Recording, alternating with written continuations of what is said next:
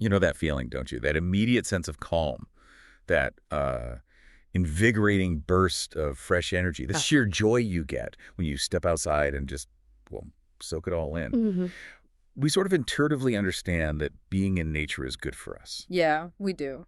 But today, we're taking a deep dive into something truly unexpected to understand why this feeling is so universal and maybe so profound. Okay. Our starting point, an English learner's how-to guide. Right, you heard that correctly, an English language guide. It might seem like an odd choice for a deep dive like Quite this, a bit, yeah. but here's where it gets really interesting.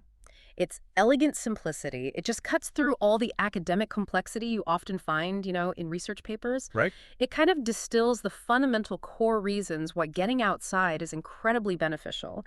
It reveals these, profound truths about our connection to the natural world without any jargon. Exactly. So think of this not as an English lesson, obviously, but as a unique lens. We're using the straightforward guide as a springboard, really, to explore how nature profoundly affects us physically, mentally, socially, even environmentally. That's a great angle. And for you, our listener, maybe you need that extra nudge to step outdoors. Or perhaps you're already a nature enthusiast looking to articulate why it feels so good. We're just curious. Or just curious about the science behind that refreshed feeling after some fresh air. This deep dive is definitely for you. Let's unpack what this seemingly simple guide truly tells us. Okay, so the guide begins with foundational vocabulary, which makes perfect sense, right?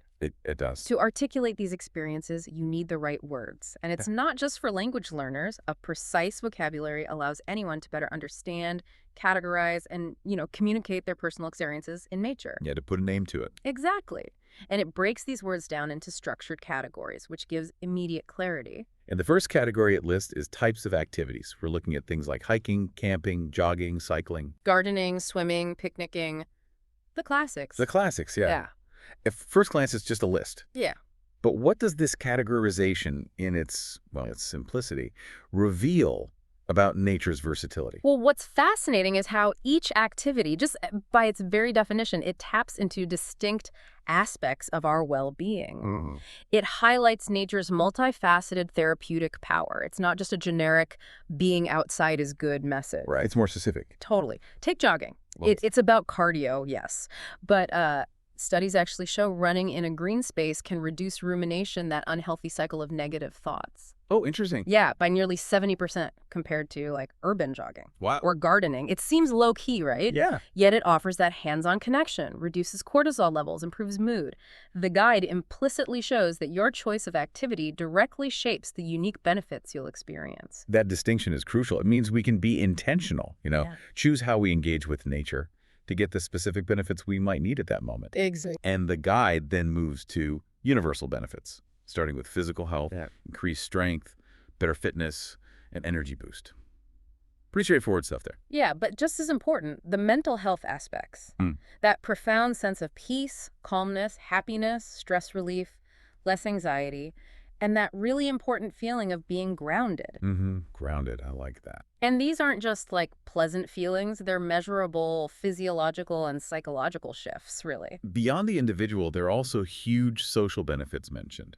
Building friendships, fostering teamwork, strengthening bonds. Absolutely. Think about a shared hike or a group camping trip, those shared experiences. Totally. And the guide also captures that powerful feeling of rejuvenation, feeling recharged, lively, refreshed. Yeah, that post-hike glow. Right. But what this simple guide truly eliminates is that these benefits aren't just isolated checkboxes, they're interconnected feedback loops. Ah, okay. How so? Well, that sense of peace you get from gardening, for example, isn't just pleasant. It directly enhances cognitive function. It makes you more present, maybe better equipped for social interactions later. The guide, in its simplicity, kind of maps out this powerful synergy. It's a holistic view then. The guide also highlights nature words: forest, mountain, lake, beach, sunlight, fresh air. The building blocks of the scene. Exactly. These are the backdrops, the essential components that shape our outdoor experiences, helping us vividly describe the environment itself. And then the critical emotions and feelings, relaxed, excited, refreshed, happy. These are those positive emotional states we instinctively seek, right? The good vibes. The good vibes. And the guide helps us understand how to cultivate them through nature But what's truly insightful, I think, is the guide's practice tip, pairing an activity with a benefit and a feeling. Right, so not just saying I went hiking, No. but framing it as hiking improves my cardiovascular health Yeah. and makes me feel invigorated. Exactly. It's a simple structure, yeah, but it links everything, the action, the outcome, and the emotional state. Very neat. It's actually a fantastic framework for you, the listener, to become more mindful of your own outdoor experiences. Hmm.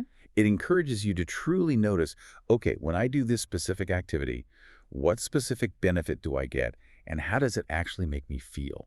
Yeah, that's where the guide really transcends just being about vocabulary, you know? It becomes a tool for self-reflection. Okay, so we've got our foundational vocabulary. It helps us frame our experiences.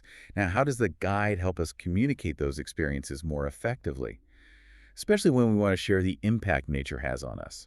Right. So the guide then shifts from what words to use to how we string them together, how we make our experiences resonate with others. Okay. It shows us that moving beyond a simple statement like, I enjoy swimming, to explaining the why, like, I swim because it's refreshing, that's a crucial leap. Yeah, adds depth. It does. And this isn't really about grammar school rules. It's about unlocking the power to articulate the personal value, the specific outcomes of these activities. It makes your connection to nature truly understandable to someone else. That's a great point.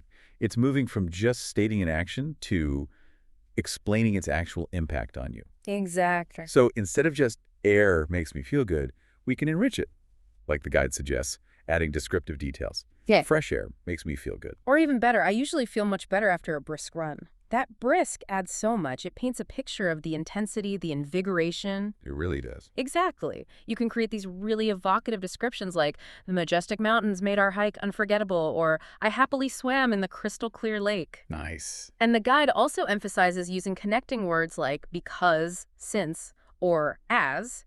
These help you state your reasons clearly, establishing that vital cause and effect relationship. Ah, the why.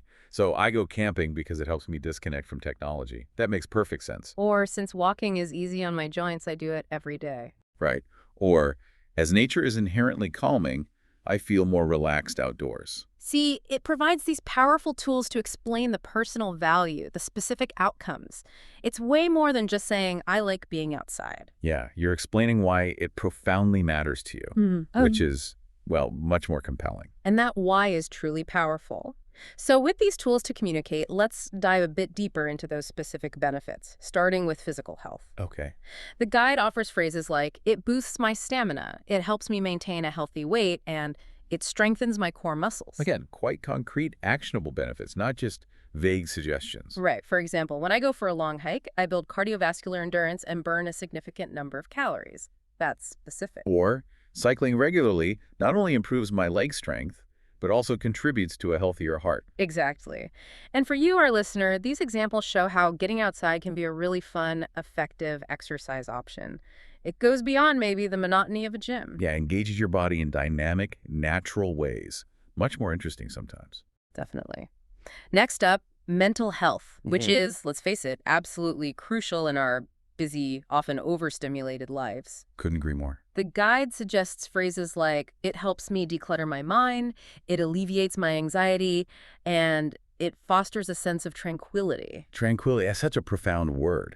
Yeah. How does the guide help us connect that feeling, not just generally, but specifically to being in nature? Well, its simplicity actually reveals that the act of just being in nature provides this unique form of cognitive restoration. Okay, cognitive restoration. Yeah. Examples like, after spending time walking in the woods, I feel a significant reduction in my stress levels. Or, gardening provides me with a sense of focus and accomplishment, which is incredibly calming. They illustrate this. I think many of us have felt that mental clarity after being outside. Exactly. And the science backs it up. Studies show that being in nature lowers cortisol levels, which is your body's primary stress hormone. Ah, so it's not just a feeling. No, it's not just a feeling. It's a measurable biological response. It helps you manage stress, improve your mood. It's real. Wow, that's truly fascinating. The actual biological response to the environment. Amazing. Okay, then we have the social benefits. Right. The guide offers phrases like, it's a fantastic way to connect with others, or I've met some wonderful people through outdoor clubs, and it deepens the bonds I have with my friends. These are so relatable, aren't they? Totally. Going camping with a group of friends creates lasting memories and strengthens our relationship. We've probably all experienced that. Yeah. Or playing team sports outdoors like soccer helps me build camaraderie and connect with others who share my interests. Nature provides this like neutral, often challenging, but beautiful backdrop for shared experiences. Yeah. It fosters a unique kind of social cohesion, mutual support. It often feels deeper somehow than indoor interactions. So it's about finding your people or maybe strengthening existing ties through those shared moments and connecting to something larger than yourselves, maybe. Yeah, I think that's part of it. Finally, the guide touches on environmental benefits, a critical dimension, really, that's often overlooked when we talk about personal well-being. True. What sort of phrases does it suggest? Things like, it fosters a greater appreciation for the natural world, or choosing active transport options reduces my environmental impact, and being outdoors makes me more aware of conservation efforts. So connecting our actions to a broader ecological awareness, the examples are pretty impactful too. Cycling to work instead of driving helps lower carbon emissions. Simple, but effective. Or hiking through diverse ecosystems highlights the importance of protecting these natural habitats. You see it firsthand. Right. And this is a key insight, I think. Being in nature often cultivates a deeper understanding and respect for the environment. Which can then lead to changes in behavior. Exactly. It can translate into more sustainable behaviors in other areas of your life. It's potentially a really powerful positive feedback loop. Your personal well-being becomes kind of intertwined with the health of the planet. I love that reciprocal relationship. It makes a lot of sense. Okay, so we've covered vocabulary, sentence structures, the profound benefits. Now, the guide gets into adding personality to our language. That sounds like a fun way to deepen our expression. Indeed. The guide suggests using idioms and phrasal verbs. Idioms are those expressions where the meaning isn't obvious just from the individual words, right? Like kick the bucket. Although maybe not that one for this topic. Hopefully not. More like blow off steam, which means to release stress. Okay, yeah. The guide shows how using these informal expressions can make your description of nature's benefits so much more vivid. Like, after a demanding day, I often go for a jog to blow off steam. Adds a layer of natural, informal expression. I get it. Exactly. And in the fresh air, simply meaning outdoors, I always feel more invigorated when I spend time in the fresh air. That's common. Or recharge your batteries to restore energy. A weekend camping trip in the mountains really helps me recharge my batteries. These idioms are like little shortcuts, meaning they immediately paint a picture. They really do. They make it more relatable. Exactly. And phrasal verbs, those combinations of a verb and a preposition or adverb, they're equally valuable, like workout, meaning to exercise. Right. I try to work out by cycling several times a week. Or wind down, meaning to relax. Gardening in the evening helps me wind down before bed. Nice. And catch up, meaning to spend time and converse. Yeah. We often catch up with friends over a picnic in the park. These phrases are just part of everyday conversation. They make your language sound more authentic when you talk about these things. Using these definitely makes your conversation much more engaging and natural. It's about adding flavor, right? Making your passion for nature really shine through. That's a great way to put it, flavor. The guide then moves into the practical side, how to actually navigate conversations about outdoor activity. Okay. The social skills part. Exactly. It breaks down strategies for starting, maintaining, and importantly, ending those discussions gracefully. Because it's not just about what to say, but how to say it to foster that connection. Precisely. For starting, it suggests things like open-ended questions. Do you enjoy spending time outdoors? Simple. Or sharing your own opinion first. Yeah. I find hiking to be incredibly rewarding, inviting others in. Yeah. And for keeping the conversation flowing, it recommends active listening, actually paying attention. Radical idea. Yeah. Adding your own details, asking follow-up questions. It's like a tennis match, keeping the ball in play. Have you explored any new trails recently? Shows genuine interest, makes the exchange dynamic. Exactly. And crucially, ending gracefully. I think sometimes people struggle with that. Yeah, wrapping it up, summarizing what's been said, maybe. So it sounds like we both find a lot of value in spending time outdoors. Or suggesting future interactions. Maybe we could plan a hike together sometime. Polite leaves the door open. These are just practical strategies, but they demonstrate respect and engagement. Really useful. Definitely. Another important aspect the guide highlights is adapting your language, what linguists sometimes call code switching. Okay, what does that mean in this context? It's about strategically choosing your words to fit the audience and the situation. So in a casual chat, you might say, I love hitting the trails. It's so chill and good for my head. Yeah, sounds natural with friends. Totally fine. Yeah. But in a more formal setting, maybe a presentation or something, the guide shows us to use clearer, more precise language. Engaging in outdoor recreational activities offers significant benefits for both physical and mental health. Right. Different context, different language. The key takeaway here isn't about one being correct and the other wrong. Not at all. It's about effective communication for your specific audience. Tailoring your message. Makes sense. Precisely. The guide also touches on common challenges people face, like forgetting a word. Happens to everyone. Oh, yeah. The worst. It advises using general descriptions as a fallback. That activity, the one where you walk in the forest, you still get the meaning across usually. Good tip. Keep the conversation moving. Yeah. And pronunciation. Yeah, it mentions some words like hiking or relaxed. Can be tricky for learners. The simple advice is to listen to native speakers, Right. but it emphasizes that mistakes are totally part of the process. Don't let fear of mispronouncing stop you. Good advice. And confidence, generally. The guide encourages starting small, maybe practicing in a safe space, and just remembering that mistakes are learning opportunities. Honestly, even native speakers mispronounce things sometimes or stumble over words. True enough. It also delves into cultural nuances, which I found interesting, pointing out that different English-speaking cultures might value or talk about outdoor activities differently. Yeah, that's a subtle but important point. For some, it might be all about the physical challenge, the conquering aspect. Right, like climbing a big mountain. Whereas for others, it might be more about peaceful restoration, quiet contemplation by a lake, Different emphasis. and it wisely cautions against generalizations.